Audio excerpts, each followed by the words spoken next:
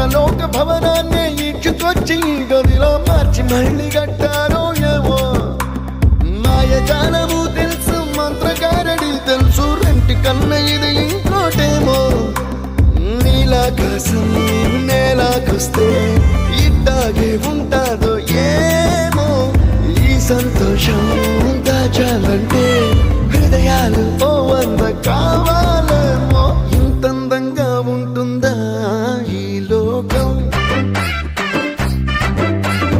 ఇన్నాళ్ళు ఈ మనసుకి తెలియాలేదే పాపం